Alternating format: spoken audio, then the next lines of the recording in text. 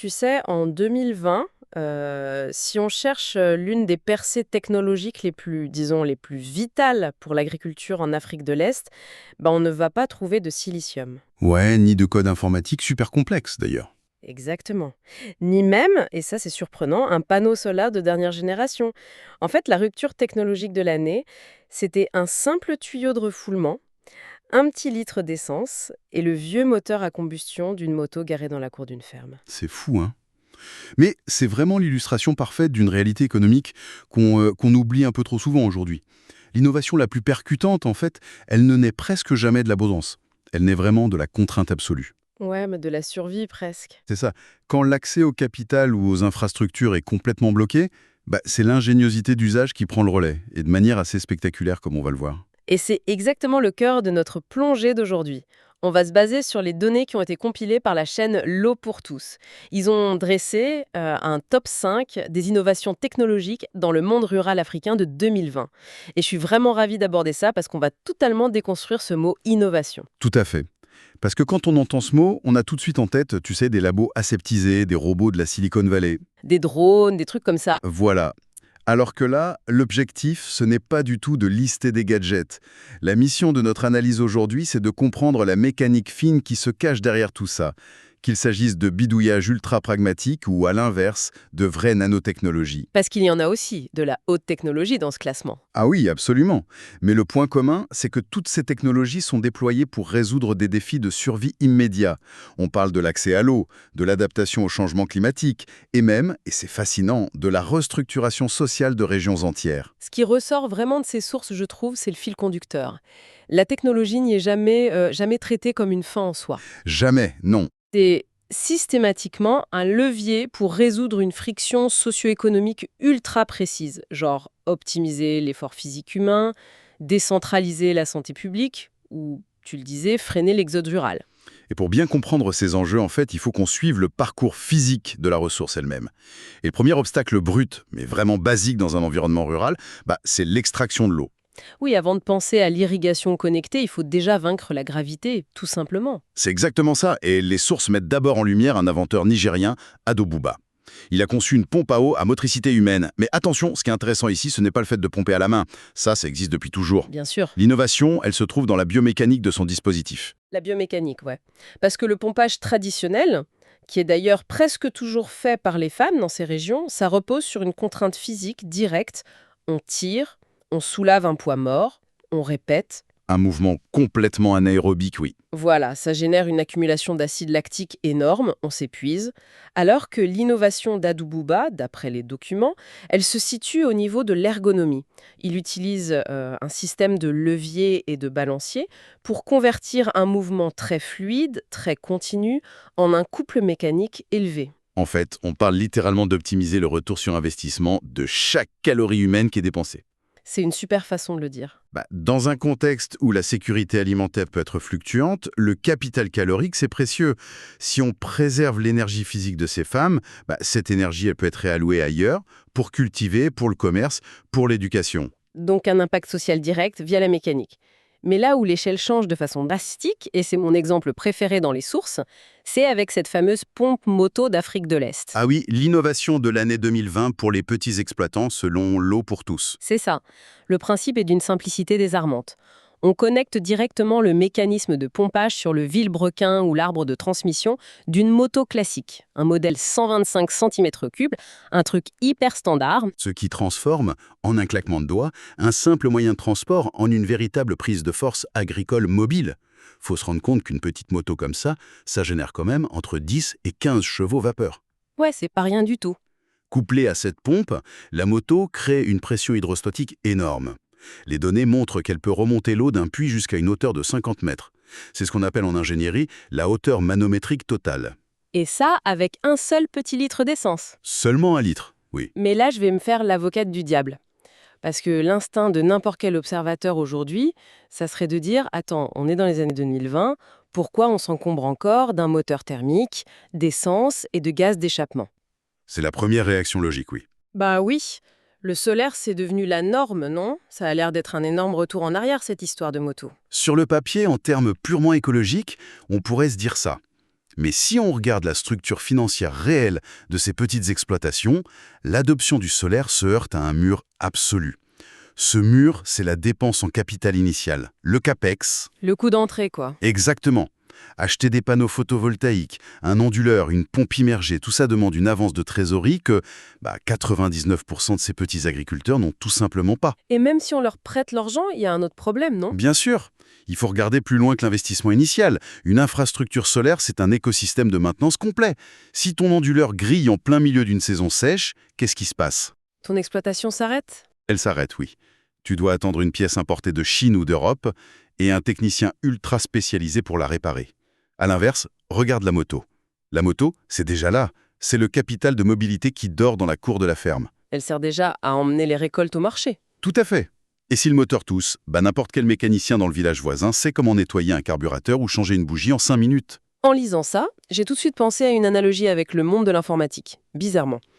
C'est presque l'équivalent matériel du cloud computing. Hein? Comment ça? Dans le cloud, tu ne payes pas pour construire le centre de données entier avec les serveurs. Tu payes uniquement pour la puissance de calcul dont tu as besoin au moment précis où tu l'utilises. Ah oui, je vois très bien. Et là, l'agriculteur, il ne paye pas pour une centrale solaire. Il paye uniquement pour la puissance mécanique exacte de son pompage à l'instant T. Il achète son litre d'essence. Et surtout, il utilise un moteur, celui de la moto, qu'il a déjà amorti de toute façon. C'est une excellente comparaison. C'est une optimisation totale des dépenses d'exploitation, l'OPEX, par rapport au CAPEX. C'est de la rationalité économique pure et dure. Sauf que résoudre ce problème mécanique, ça crée immédiatement ce que j'appellerais un effet rebond redoutable. Le problème de la qualité de l'eau? Exactement. Parce que maintenant qu'on a vaincu la gravité, on tire massivement de l'eau des nappes phréatiques de surface ou des rivières. Sauf que cette eau, elle est exposée aux polluants agricoles, au ruissellement des usines, aux bactéries. Donc on règle un problème de physique pour se fracasser directement contre un mur chimique et biologique. Voilà, et c'est là que notre plongée bascule. On quitte l'ingénierie mécanique individuelle pour entrer dans les infrastructures de santé publique. Les sources nous présentent 2 femmes scientifiques incroyables qui s'attaquent à ce goulot d'étranglement de la purification. D'abord, Christelle Cuisera, qui a été primée en 2019 avec son entreprise Water Access Rwanda. Son approche à elle est fascinante parce qu'elle est purement axée sur la logistique décentralisée. Au lieu de faire des grands barrages, quoi. C'est ça. Au lieu de modéliser une méga station d'épuration énorme qui pomperait toute l'eau vers un réseau centralisé très lourd, un modèle qui coûte une fortune à entretenir et qui subit des pertes énormes dans les tuyaux, elle fragmente complètement le problème. D'après les chiffres, elle gère déjà 86 mini-réseaux qui desservent plus de 47 000 personnes. Elle a littéralement construit une compagnie des eaux en modèle maillé. C'est le mot? Un réseau maillé.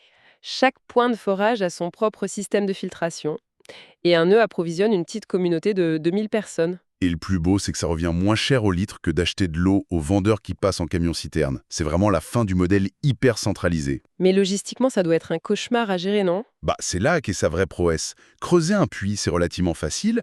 La vraie complexité d'un tel système, c'est de maintenir la viabilité opérationnelle de ces 86 nœuds autonomes. Assurer l'entretien de chaque petit point d'eau. Voilà. Un réseau distribué, ça exige une chaîne d'approvisionnement tout aussi distribuée. Il faut amener les pièces de rechange, les cartouches de filtration dans des endroits parfois difficiles d'accès.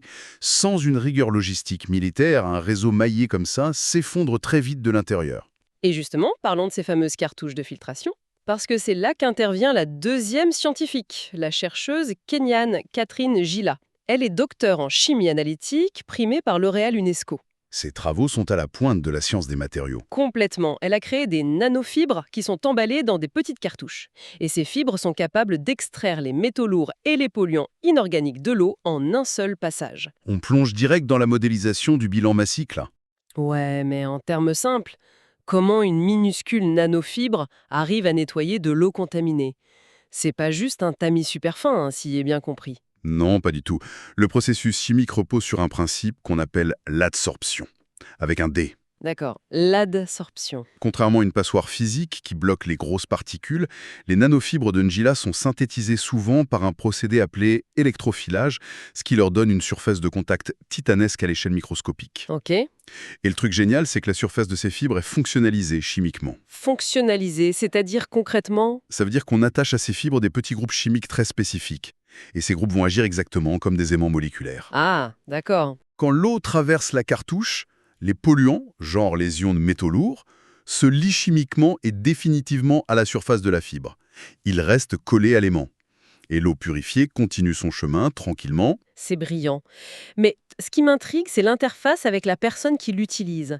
Parce que maîtriser l'absorption, calculer le temps de contact exact de l'eau dans la cartouche, c'est de la haute voltige de laboratoire. De la très haute voltige, oui. Mais pour que ça fonctionne concrètement dans un village rwandais ou kényan, il faut que toute cette science de pointe disparaisse complètement. C'est le principe d'encapsulation de la complexité. C'est l'essence même du génie en ingénierie. C'est ça. L'utilisateur final, il s'en fiche de la cinétique chimique. J'imagine que la cartouche est conçue pour qu'on l'insère aussi facilement qu'un filtre Brita ou une pile dans une radio. Exactement. La personne doit juste entendre le petit clic quand la cartouche s'enclenche et c'est bon. Et c'est là qu'on voit la synergie parfaite entre les travaux de Njila et ceux de Quizera dont on parlait juste avant. Njila fournit le cerveau du système. Oui, elle fournit le consommable ultra sophistiqué et Quizera fournit l'architecture, le réseau physique qui permet d'acheminer ce filtre de haute technologie là où les gens en ont vitalement besoin. Super de transition. Donc l'eau est extraite grâce à la moto, elle est purifiée grâce aux nanofibres, elle est distribuée par les mini-réseaux. Mais l'histoire ne s'arrête pas là. Surtout pas aujourd'hui. Bah oui, parce qu'avec le climat actuel, la pluie devient complètement chaotique. Chaque goutte d'eau qu'on a réussi à extraire et à purifier, c'est devenu un investissement de fou. Il faut la rentabiliser au millimètre près quand on arrose les cultures. Arroser à l'aveugle ou inonder un champ au hasard, c'est devenu une erreur fatale. Et c'est ce qui nous amène à notre dernier point focal, la rencontre entre l'agriculture de subsistance et l'intelligence artificielle. Le fameux saut technologique. Abdou Maman, un informaticien devenu entrepreneur social qui a fondé TechInnov, a introduit le concept de téléirrigation. Il intègre littéralement de l'analyse prédictive et de l'IA dans des champs ruraux. C'est un grand écart gigantesque par rapport à la pompe manuelle du début. C'est un bond géant. L'agriculture de précision, on pensait que c'était réservé aux immenses fermes monoculturales américaines ou européennes, bardées de fibres optiques. Ouais. Eh bien non. C'est l'illustration parfaite du leapfrogging, le saut par-dessus les étapes. Ces exploitations rurales africaines n'ont pas le temps ni l'argent pour poser des kilomètres de câbles pour des capteurs, donc elles contournent ça et passent directement à l'Internet des objets. L'IoT, ouais. Voilà, en utilisant le réseau cellulaire GSM classique et des tout petits microcontrôleurs qui consomment très peu d'énergie.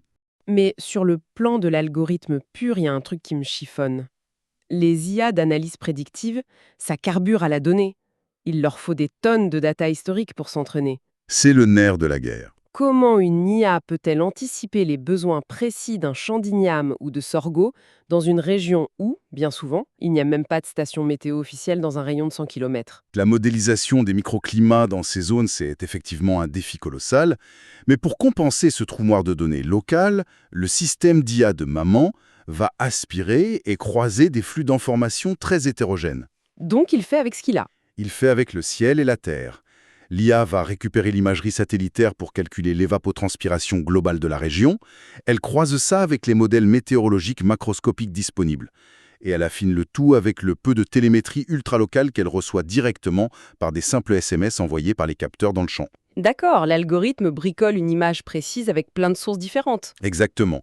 Et avec ça, il calcule le déficit hydrique exact du sol. L'agriculteur n'a plus à deviner, il reçoit un SMS sur un vieux téléphone portable qui lui dit « Ouvre tes électrovannes maintenant pendant 20 minutes ». Ça maximise la croissance et ça évite que l'eau précieuse ne s'évapore ou ne descende trop profondément dans le sol pour rien. Le facteur de décision humain, très subjectif, est remplacé par un vrai filet de sécurité basé sur la data. Mais au-delà des rendements, les sources soulignent un aspect presque encore plus important dans le projet d'Abdou Maman. L'aspect sociologique. L'ingénierie sociale, ouais. L'objectif ultime de cette numérisation, c'est la sédentarisation des jeunes ruraux. Le but n'est pas juste de faire pousser de plus grosses tomates. C'est un point crucial. Pendant des décennies, l'agriculture de subsistance a été perçue, à juste titre d'ailleurs, par les jeunes générations comme une condamnation. Un travail éreintant, avec un dos cassé et aucune sécurité. Voilà, synonyme de pauvreté extrême dès qu'il y a une mauvaise saison des pluies. Donc la seule échappatoire logique, c'était l'exode vers les immenses bidonvilles des mégalopoles. Et ce que font l'algorithme et le smartphone ici, c'est qu'ils changent complètement le statut du métier d'agriculteur. On intègre des tableaux de bord, de l'analyse de données. Le champ devient une véritable start-up technologique à ciel ouvert. C'est exactement ça. On ne dit plus à un jeune «Tiens, prends cette houe et va transpirer sous le soleil pendant 14 heures». On lui propose de devenir gestionnaire de données agronomiques. Ça change radicalement la valeur sociale et la fierté associée au métier. Et surtout, ça stabilise considérablement les revenus. Ça, exact. Un secteur agricole devenu rentable et technologique, ça crée une force de gravité économique locale super forte. Ça retient la force de travail physique et intellectuelle dans les villages. Brillant. Quand on prend du recul, c'est vraiment un maillage logique d'une cohérence fascinante. L'analyse de ces 5 innovations trace une vraie ligne droite. Une ligne d'optimisation continue, ouais. On part de l'intelligence biomécanique pour ne pas gaspiller la force humaine. Ensuite, on a la rationalité pure d'utiliser la moto pour ne pas s'endetter avec du solaire. Cette eau pompée et purifiée chimiquement par des nanocomposites incroyables, puis distribuée intelligemment sans réseau géant. Pour finalement finir, au compte-gouttes, optimisé par une intelligence artificielle qui redonne aux jeunes l'envie de rester sur leur terre. C'est une sacrée leçon d'ingénierie globale. Ces gens-là ne font vraiment pas de la tech pour se faire plaisir. Non, il n'y a pas de tech ici. Chaque brique technologique répond de façon chirurgicale à une friction locale. Le fait de ne pas avoir de subventions massives ou d'État-providence derrière, ça force la création de systèmes qui ne peuvent absolument pas se permettre d'être inefficaces ou fragiles. La résilience, dans ce contexte, c'est pas un joli concept théorique. C'est la condition de survie de la technologie. Absolument. Et ça, pour ceux qui nous écoutent, ça amène une réflexion inévitable, je trouve, sur la façon dont nos propres sociétés occidentales ou globales sont construites. On est sur des modèles à l'opposé total de ça. Complètement. On est fondé sur l'hypercentralisation. Des millions de personnes dépendent d'un seul réseau électrique interconnecté ou d'une méga station d'épuration titanesque ou d'une chaîne logistique alimentaire qui fait le tour du globe. Et la centralisation, c'est génial. Quand tout va bien. C'est ça. Ça offre des économies d'échelle imbattables en temps de paix et de stabilité climatique. Mais le propre d'un système monolithique géant, C'est qu'un seul point de défaillance peut faire s'écrouler la totalité du système. un bug informatique, une tempête extrême, et tout s'arrête. C'est là toute la question de notre adaptation aux crises de ce siècle. Si un agriculteur rural africain peut bâtir aujourd'hui un écosystème ultra productif, purifié au nanomètre, géré par IA, et totalement autonome par rapport à un réseau national qui de toute façon n'existe pas ou est défaillant, Ça donne matière à réfléchir sur notre propre vulnérabilité. on peut sérieusement se demander si le modèle ultime de la résilience pour le futur, ça ne ressemble pas du tout à un immense centre de contrôle ultra sécurisé à la sauce science-fiction des années 80. Millions de petits microsystèmes autonomes, propulsés par des moteurs recyclés, gérés par des algorithmes légers et capables de s'adapter au millimètre près aux chocs de leur environnement local. C'est une vision fascinante. Et c'est clair que c'est une réflexion qu'on ferait bien de prolonger bien au-delà de cette analyse.